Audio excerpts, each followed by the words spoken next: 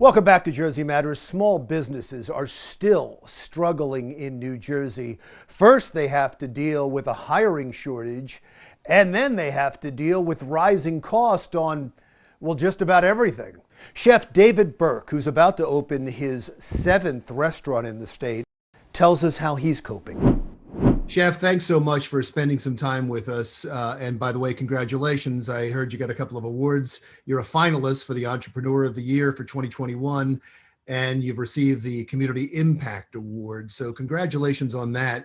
You seem to be the perfect person to talk to about our topic today, which is life running a business, a restaurant, after the pandemic. Are you suffering the same hiring crisis that other people are complaining about? Yes. Yeah. Thank you, by the way, for having me on. Yeah, we're in a lot of pain actually when it comes to hiring people. We went through the pandemic, and we all struggled, especially in the restaurant industry and other small businesses.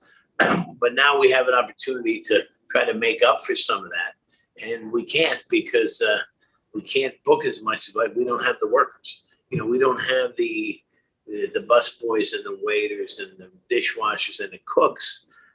We don't have the right ones in the right places because people are staying home and collecting unemployment, or they're being offered lots more money elsewhere in the seasonal restaurants that only have a 12-week window. Normally on the Jersey Shore, we have 3 properties: Red Horse and Rumson, Drift House and Seabright, where I am today, and Beach House in Belmore. So all up and down the coast, it's tough to compete with each other, and also competing with the government with the stimulus checks. We have some people that would rather stay home because they're collecting the same or close to what they would make anyway, and they're like, why bother? So yeah, we definitely feel it. We feel the pain. Now you have 6 restaurants, right? And you're opening a 7th one in Morristown, 1776.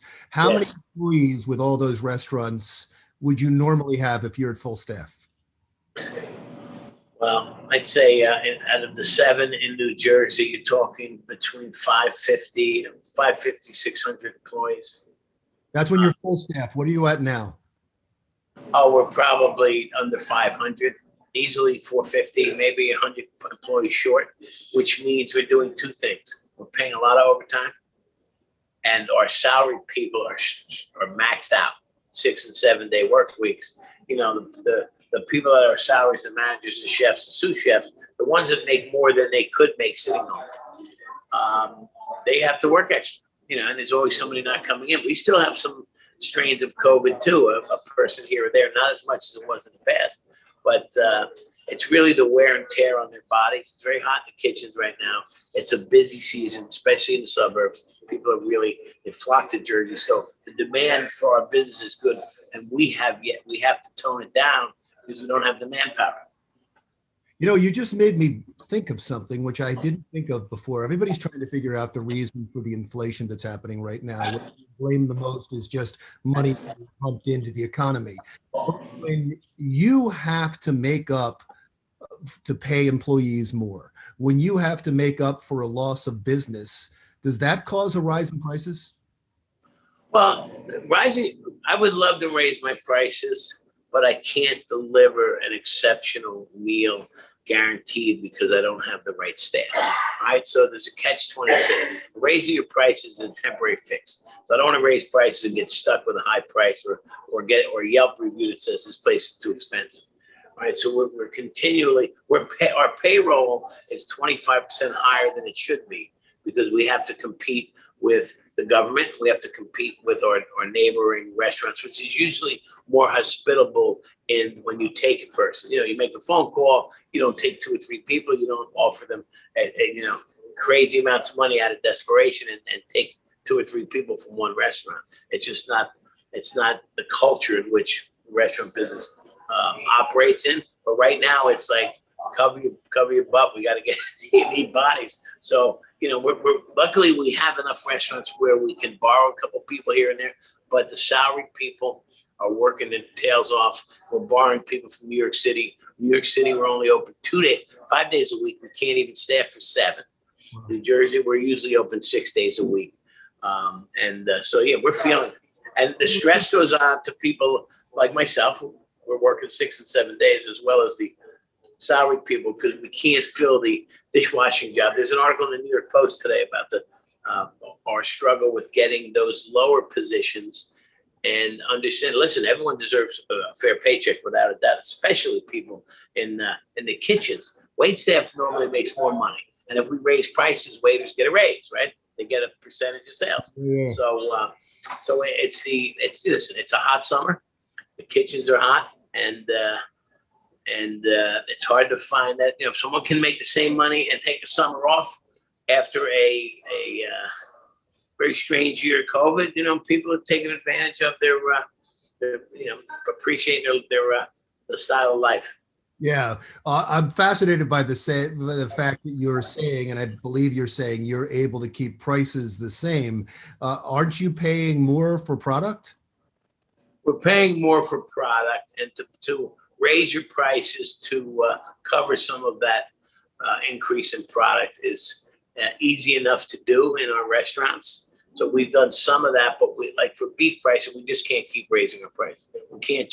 So we take a haircut on some of the items that were priced. For example, if we have a steakhouse, we're going to try and sell more fish in the summer, and we're clever enough to do that, where we can entice people into eating more fish and other proteins. But we do sell steaks, and the steaks are our percentage of cost goes up, but we still sell a great amount of beef.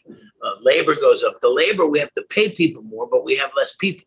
So, the labor winds up balancing itself out, but because your salaried people are picking up the heavy rocks. So we're getting more out of our management salary, but there's a breaking point to that too, where, you can't go. So we got to bonus them. So eventually, we have to just get through August now. We have to get through August, keep our reputation intact, give people the best product we possibly can, and motivate our staff as best we can. So you're trying to get through this.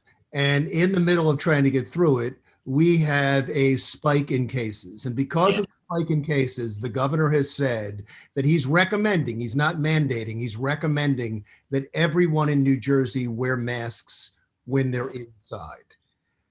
Will you require that at your restaurants? I haven't decided. It's the first I've heard of it, actually, that Governor Murphy is recommending that. Let me just point out, we're recording this on a Wednesday. He said it about an hour and a half ago. Okay. I'll have to look into it. I mean, I don't have a decision on that yet. I hate that we have to do that, but again, I'm gonna try and go with the flow. And it's disappointing to me. I'm vaccinated. Our staff is vaccinated, and most of our customers are. It's disappointing, to say the least. I think there's other things that could have been done to prevent this. Again, just so we're clear for you and for our viewers, he's not mandating it. He's just he's suggesting it strongly. Okay. Well, listen, the governor can make a suggestion. I think that our clientele is, I don't know if I'm going to go with that, and I'm going to play it by ear. If you're vaccinated and you don't want to wear a mask, I wear a wristband, and I think you have to, you don't have to follow the recommendation. But again, I'm a businessman, and I have to do what's right for the business. Are you concerned about where this is going right now? Yes. We can't afford another downturn where people don't want to go out to eat. The momentum is really good. I was hoping we'd get through August and we'd have a great fourth quarter with parties, et cetera, et cetera. And this is just was not what I was hoping for. Certainly didn't expect this. So I'm highly disappointed and really concerned with the business, because it breaks the spirit of people. The people that have worked so hard to try and get back into business, sharpening their pencils, rehiring, getting back into the group, booking parties, and all of a sudden we're going to put the brakes on again, and it's just tough. Well, I hope that doesn't happen. I think we all hope that doesn't happen. Yeah. So I really appreciate your time. I haven't been to one of your restaurants yet, but I need to, because our editor says, quote, "You have amazing food." Thank you. So Thank you. I wish you the best of luck, and thanks again. New Jersey restaurateur Chef David Burke. Next on Jersey Matters. Is COVID-19 more of a threat than the vaccine itself? We'll hear from both sides coming up next on Jersey Matters.